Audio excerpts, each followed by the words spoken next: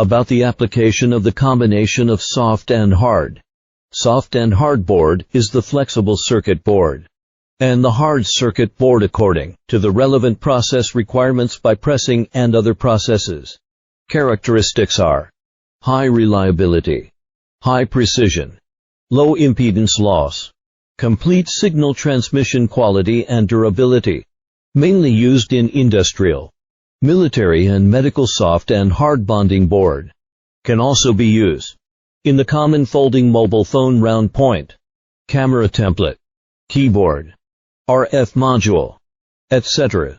Automotive, usually used to connect the keys on the steering wheel to the motherboard.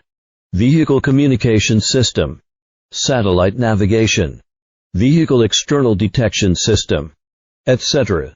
Follow me. Take you to know more about PCBA knowledge.